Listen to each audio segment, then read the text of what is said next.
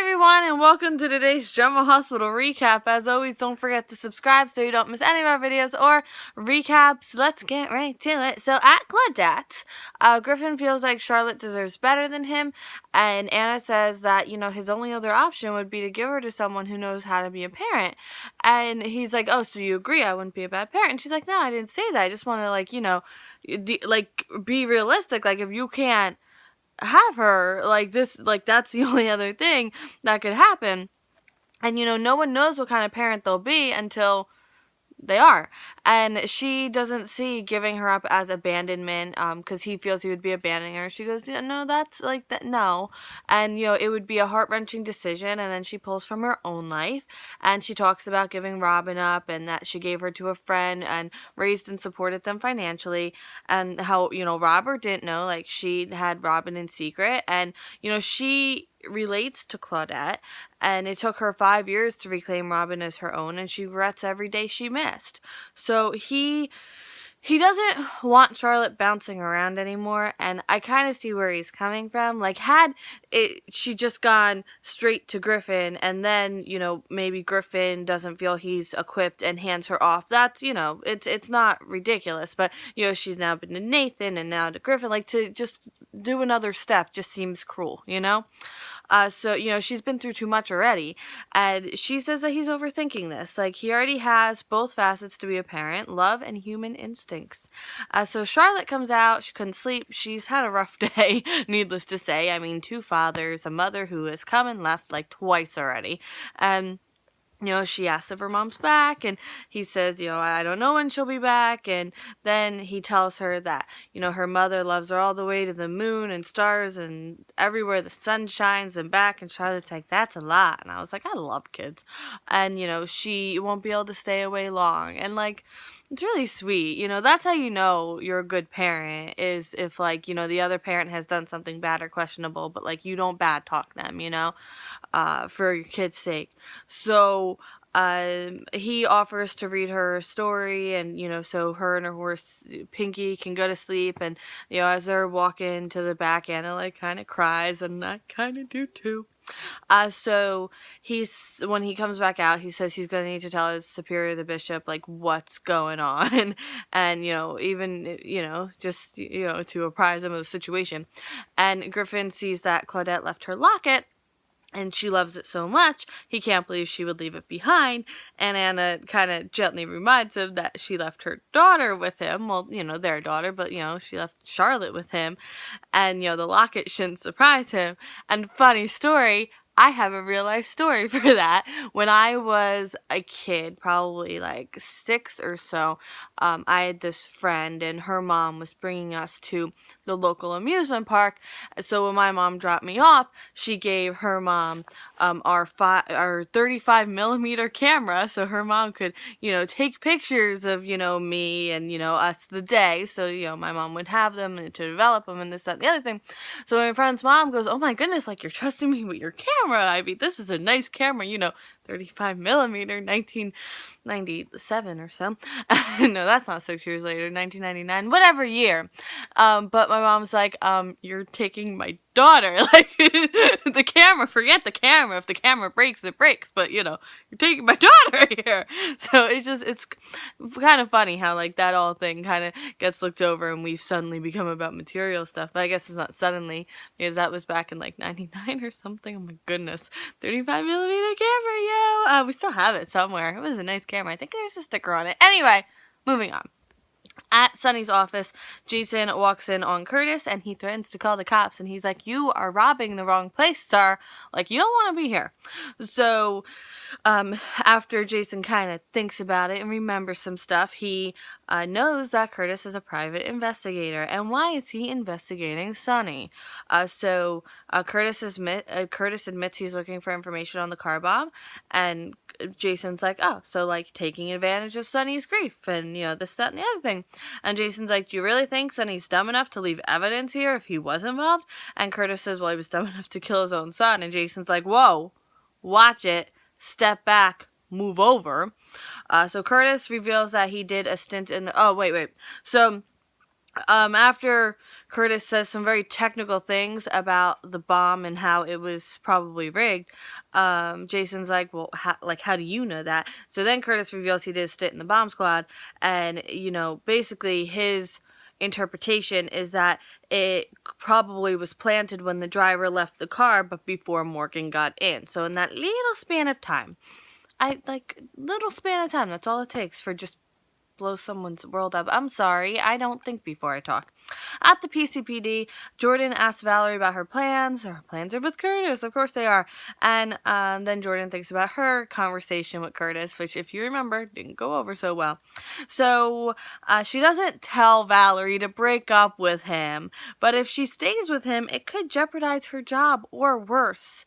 And I was like, Jordan is kind of the queen of passive aggressiveness, but I don't know, is it just that she looks out for Valerie so much, or her grudge against Curtis so much, or is there something in between there that it's a little, I don't know, there's something a little extra there, I feel. So she tells Valerie that Julian hired Curtis to undermine their investigation and he's as dirty as ever. And then Jordan gets a file and has to go. So Curtis comes to pick Valerie up and she has an issue with his job and tells him what Jordan said about him possibly using her. And he said that his work is over with Julian anyway. Some jobs just aren't worth the money. And I was like, if that's a lie, you have just lied right to her face. I get that you're a private investigator, but I don't know. This is why I couldn't be a private investigator, because I'd be like, oh yeah, you're right. So Valerie gets called to the drunk tank because there's a fight there, and Curtis is left alone with the Morgan file. So is he going to breach her trust? We'll find out later. So back in Sunny's office, Jason gets in touch with Spinelli about looking through Sunny's phone, and Jordan comes in. She found the man who planted the bomb, and he's a former associate of Sunny's, and she's under the impression that Jason is still Sunny's right-hand man. So forensics matched the C4 to a signature of a bomb maker who matches this guy, and Jason's like, well, that could be fake. That's circumstantial. I have a law degree. And she says that there's enough to pull him in, and this is the kind of guy who wouldn't want to be, in front of a judge again. So, there's, yeah. I just stopped saying words. Did you notice that? I couldn't think of what I wanted to say, so I just, so he invokes his right to a lawyer because it's starting to sound like an interrogation. He should just go, works for me. So she warns him of being in Sunny's circle right now, that he may get pulled down with Sunny. At the Metro Court, Michael tells Carly Sunny isn't doing well. It's really bad, and plus he's bipolar and this could push him over the edge. And Max and Nell are on the front lines with him, but, they're not family. So he doesn't think he can walk away. He apologizes for that, and she says he doesn't have to be sorry if he lets go of his anger, and he's like, well, could you? So she doesn't know what her future looks like with Sunny, and honestly, he doesn't either.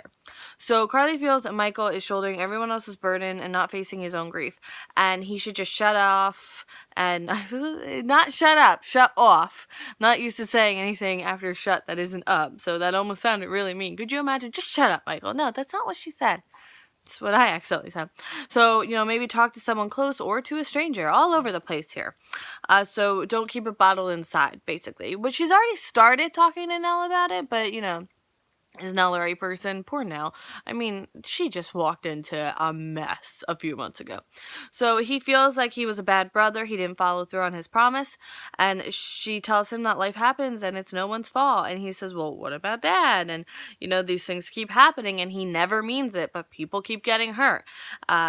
He brings up AJ and then, Sunny vowed to be better. And look what happened. And, he'll never change. And they should have done better. And it's their fault that Morgan died because they knew who Sunny was, so maybe there's more they could have done on their end. At the bridge, Sunny wanted to be the father that his wasn't to him, and to give his kids the life he never had, and he can't do it anymore. He can't fail anyone else, and he starts to turn the gun on himself, and Robin is there. Robin, Robin. So, too bad Patrick is off gallivanting because we won't have a Scrubs reunion, but Robin, guys, it's Robin. So she's actually there. She's not a hallucination. I thought she was a hallucination or going to be, but she's actually there. Robin. So she asks what he's doing there, and he asks how Patrick is, and she's like, oh, he couldn't come, and Emma's at Felicia's, and they miss Port Charles. We miss you too. Come back. Now Patrick's off on his new show, where they made him look a lot older. Did you notice it? But anyway, so she came to, she just comes to that bridge, I guess, when she's in town. Why not? Like, that's a place that's held a lot of memories for her. And she came to Port Charles for him. They talk about Stone, the different bridge, which I've now heard about twice in 2 episodes. And she mentions Brenda. And I was like, Brenda comes back, I quit. Just kidding, I wouldn't, but I would be very angry. I'm sorry, I'm not a Brenda person. I've only known Brenda in the way they brought her back in 2000, and I don't know, but that whole mess where she married Sonny and then left like 2 days later, like that's the Brenda I know. Oh, and then didn't she come back with Jackson? Did she sleep with Michael, or did I hallucinate that? Or did she make Michael think? Sometimes soap operas are just way too complicated for me. But anyway, if anyone is upset that I don't like Brenda, that's the Brenda I know. Like, I'm sure if I watched it in the past, then I would have liked her, but just, I don't. I'm sorry. I really am. A part of me does want to like her because she's such an integral part, but I just don't. Like, I'm sorry. I just don't. So, anyway, see what she does to me. So Robin knows that he has a gun and wants him to hand it over to her for Stone. And she says that there's no need for it. There's nothing to fear up here. And he says he could use the gun to kill Julian. And she asks, is he really thinking about that, or is he contemplating ending himself? So he says no, he wasn't going to kill himself. Really? Because 2 seconds ago you were like, So she says she's been there too around the time of her diagnosis, and she didn't know what kind of future was out there for her, and Jason stopped her, and then everything started to change, and he has all those things too. She then had a family and this career, and like he has that too, and he says there's no going back. Morgan is dead because of him. So he says that this is the right thing to do, and she says Morgan wouldn't agree, and he's like, you didn't know Morgan, and she's like, yeah, but I know the men he was named after, Jason Morgan and Stone, and they wouldn't want that, and Stone fought so hard to hang on to his life, and if he had one more day, he would put all the life he could in that day, so how dare you? So he feels that someone else will get hurt. No one needs him or wants to be around him. They would all be so relieved if he was gone. And she's like, no, you're being a coward. And if you did this, I wouldn't remember you for the lifetime of being a loyal friend that you were. I would remember you for cowardice. And he needs to live on and give meaning to Morgan's death. And if he is responsible for Morgan's death, it's his responsibility to live with that. And I was like, ooh, Robin ain't playing around. When Robin comes back, she throws it all down because then she's going to leave again for like a year. So she needs to get that all in. Is this the kind of man that he is, basically? So she feels that Stone brought her here tonight, and he kind of has to agree with her. And she wants him to come with her. He wants to spend some time alone. She worries, obviously, and he gives her his word. And she's like, your word means a lot to me. Does it mean a lot to you? And he says it does. And now, end scene. I know, this kind of, when we're not flipping between scenes 50 times, it kind of goes nice and fast. Hi, Misha, please don't knock down my tripod. So now, end scene. Robin sees Anna at the MetroCorps. Oh, Misha Ann.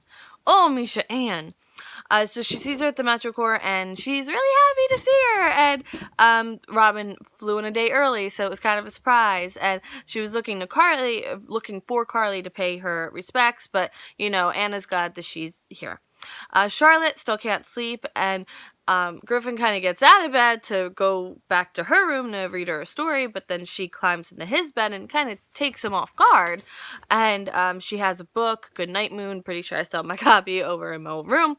And she sees the locket, and he says that her mom left it for her to take care of, and then Charlotte says, well, I'll take care of this and you can take care of me. And I was like, oh my God, this child is too sweet to be Claudette's daughter.